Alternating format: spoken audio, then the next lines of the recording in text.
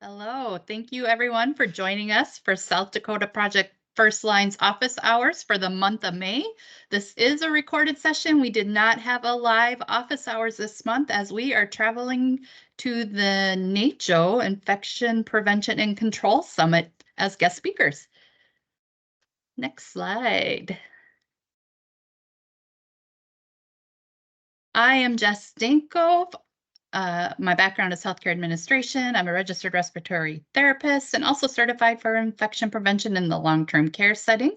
I also have with me today Rebecca Syme, the lead of our South Dakota Project Firstline team, and our guest speaker today is Valerie Wagner. We are all from the South Dakota Foundation for Medical Care. Next slide. As I stated before, this is South Dakota Project Firstline office hours. For those of you that are not familiar with South Dakota Project Firstline, this is an initiative that was originally started by the CDC in the need to provide immediate infection control education to healthcare workers during COVID. We have now evolved to provide general infection control education to any healthcare worker or service that may need some additional resources, education, training. We are contracted through the South Dakota Department of Health to provide this education and through the South Dakota Project Firstline Initiative. Next slide, and I think from there I will turn it over to Rebecca to talk to you about microlearns. All right. Again, welcome everyone. We're happy to have you here. As you may have seen in some of our past episodes of office hours recently, we've been featuring these CDC products, which are the microlearns. So the microlearns are a quick little tool. As you can see, they have several pages for each of them, and the topics there: blood, rash, cough, congestion, draining wound, and diarrhea. And these are quick and easy to use. You can plug them into one of your trainings or a morning meeting, or really utilize them in any way. So what I'm going to do is go ahead and get started here with following through with kind of how the flow, if you were to download one of those particular sheets, this is kind of how it walks you through it. It wants you and helps you with some dialogue, but it doesn't give you a script. So the dialogue helps with the discussion guide to help you introduce the topic, expand on the topic, discuss the topic with your team, and then wrap up and reinforce. So we're going to, as you can see by the heading on the top, kind of work through that, introduce the topic. So rash, what to do when you see a patient or a resident with a rash. So this gets you thinking about it. Your actions you're going to take, the team members involved. You can add any kind of talking points to this that might be specific to your policies or procedures when you present. Many viral infections are associated with a rash and spread easily. So if we think, excuse me, chickenpox or measles, and they travel through the air, how viruses spread through breathing, scratching, or rubbing. Infected fluid or debris might be traveling through the air from one of these. So we also need to be thinking about some are not caused by infection, but can still contain germs that spread. So really making your team aware of all the different possibilities and the things that can happen. And again, it keeps you thinking about what actions you might be taking. So expand on the topic. When you see a rash, we want to talk about things like not touching it, wearing gloves. What part of the clinical team do you need to activate or notify? And we want to be using the appropriate cleaners and disinfectors, which is something that we spend a lot of time talking about in infection prevention. So this is a great time to talk with your staff about what products are used for which things, who is on the care team that you would notify, where to locate those chemicals, maybe even time to talk about their kill times and a review of that. So really you can customize this and cover any areas. Maybe you are working with the laundry that day, or maybe you're working with EBS. You can, relate it to specific items about handling a rash within the rules that they do. And then as always, we want to be performing hand hygiene no matter what area of the care team we're in. So then you can expand on that, and rash with cough and congestion might be caused by a virus that is spreading through the air. So being aware of that, talking about precautions that you're taking, and if possible, separate the patient from others. So can you move them to a different room, privacy curtains, assessing things like that. And then consulting the clinical infection prevention teams, again, working together with your teams, and consider other infection control actions. So just thinking about it all the way through. And again, you can customize it depending on who you're talking to. So here at the top, you can see now we're on to the discuss with your team. What do you do when you see a rash? Again, if you're speaking with EVS, laundry, dietary, nursing staff, CNAs, that could be different. So you can customize it to your audience. Do you worry you might catch something? A good time to talk about how it spreads, that type of thing. And do you have the tools and the information that you need? So maybe covering PPE, the policy for reporting, different things like that. So as a team, how can we help each other? So who's involved? How do you report that? How do you interact? How do you follow up? All of those things. And then wrapping up and reinforcing. So just reiterate, be on the lookout, knowing that some are viral, we don't want to touch it, cleaning, disinfecting, a cough with congestion, we might want to separate them, know your resources, maybe know where your chemicals, which chemicals, a review of all of that stuff, what PPE is appropriate, and then work together as a team to see that through to completion. Right now, I'm going to hand it over to our guest, Val. Just gave a brief introduction of her earlier, and she is going to walk us through some additional rash information. Well, hello, and thank you for attending our office hours. And inviting me to come and help teach. The skin infections, the first one we're going to touch on is cellulitis. Cellulitis is a common type of skin infection that causes redness, swelling, and pain in that infected area of the skin. A break in the skin allows bacteria to enter and cause an infection. So some of the risk factors include maybe the resident had an injury to that skin or skin conditions like athlete's feet or eczema, chronic swelling of the legs or arms, obesity, or diabetes. Next slide, please. Abscess. So a skin abscess is a collection of pus under the skin. A doctor may need to drain that pus from the abscess. Antibiotics are sometimes needed actually for this as well after the pus has been drained. With this, we do need to think about side effects associated with those antibiotics. There may be minor like rashes, but also serious health problems such as an antibiotic resistant infection or C. diff. We all know how much we talk about that antibiotic resistance and sepsis in healthcare. Next slide, please. Shingles is very painful and itchy, tingly. It develops on one side of the body. It could be anywhere on the body. It could be in the scalp. It could be on the face. It could be on the back, for examples. Blisters scab over in 7 to 10 days. They are fully clear within 2 to 4 weeks. A lot of symptoms that occur with shingles are headaches, chills, fever, upset stomach.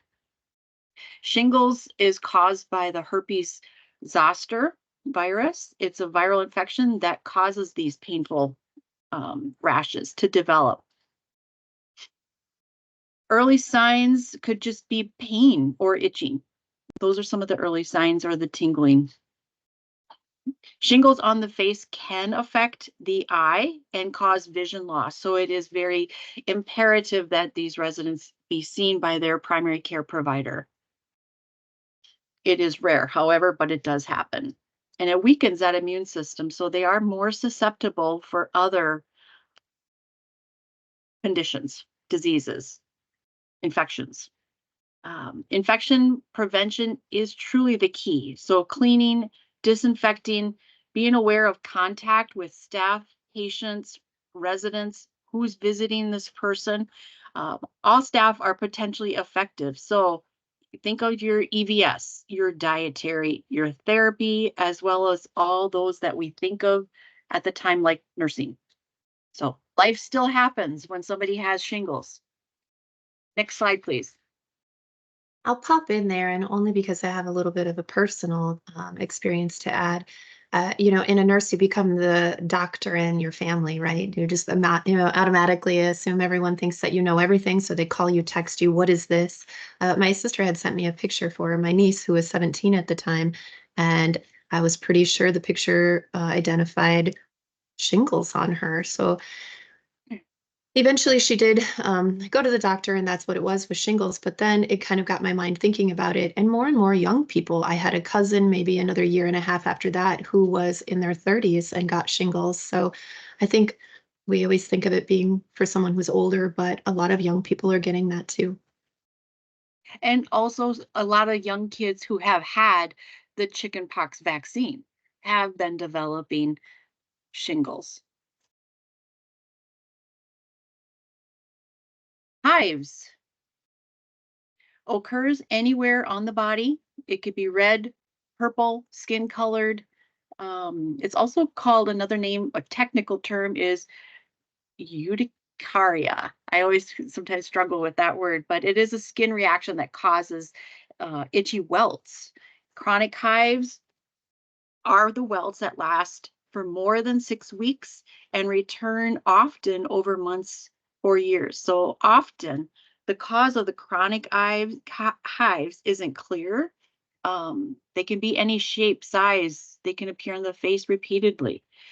The welts often start as itchy patches and turn into swollen welts that vary in size. So these welts appear on the face at random as the reaction runs its course. Chronic hives can be very uncomfortable for these people and interfere with sleep or daily activities. For many people, anti-itch medications like the antihistamines provide some relief. Chronic hives do not put you at a sudden risk for a serious allergic reaction like anaphylaxis. Symptoms of anaphylaxis would include dizziness, trouble breathing, and swelling of the tongue, lips, mouth, or throat that would require emergency care. Next slide, please. So welts that come with the hives are caused by the release of immune system chemicals such as histamine into your bloodstream. It's often not known why chronic hives happen or why short-term hives sometimes turn into long-term problems. So you can see that they could be triggered by heat, cold, exercise, vibration like mowing the lawn, or stress, pressure from tight clothing, thyroid disease, infection, allergies, which could be from being outside with the pollen or in contact with animals, chemicals. Think about what detergents or cleaners that you're utilizing. So for prevention, you want to lower the likelihood of experiencing these highs. So try to avoid some of those known triggers. If you know what has triggered the hives, try to avoid that substance. Bathe and change your clothes. If pollen or animal contact has triggered your hives in the past, take a bath or shower and change your clothes if you're exposed to pollen or animals. Great example, in the springtime, people start mowing grass. So a lot of that gets put into the air. Next slide. Drug rashes are very common side effect of many medications. They usually run their course over a week or two and can be treated with oral or topical medications. Although rare, some can be deadly. The most immediate type of reaction happens within hours. Hives appear and move around the skin. This is caused by the release of histamine. Antihistamines that are available over the counter are the typical treatment. There is also delayed type of drug rash that comes up 4 to 14 days after you start taking a medication. Pink or red bumps would appear on the chest, back, and spread to the arms and legs over the course of those days. Unlike hives, these bumps don't move around, and after a few days, things may start to get better. but you may have some peeling skin, much like a sunburn that's healing. This delayed type of rash doesn't respond as well to antihistamines, but an over-the-counter topical cortisol cream or one of its stronger prescription strength versions can also help speed the healing process along. Next slide. Scars, severe cutaneous adverse reactions. You can see that the person who's experiencing these are having a lot of pain. Most of these triggers are antibiotics, anti-seizure medications, anti-gout medications, and even NSAIDs. Some of those signs, the skin hurts. You will develop blisters or pustules. The skin turns a deep purple. Sores develop in the mouth, eyes, or genitalia, and just a general feeling of illness. Swelling, especially in the face, fever, or a drop in your blood pressure.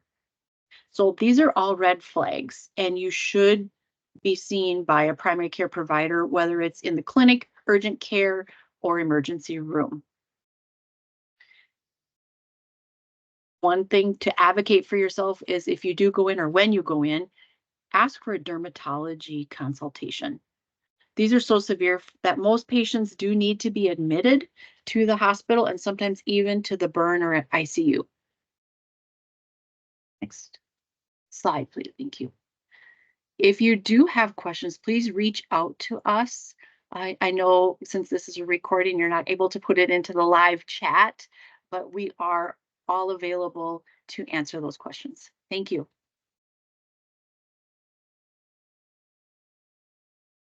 All right. Thank you, everybody, for joining our May office hours recording. We will be back in June live like we have previously been on our reoccurring sessions each month. Thanks again for joining us today.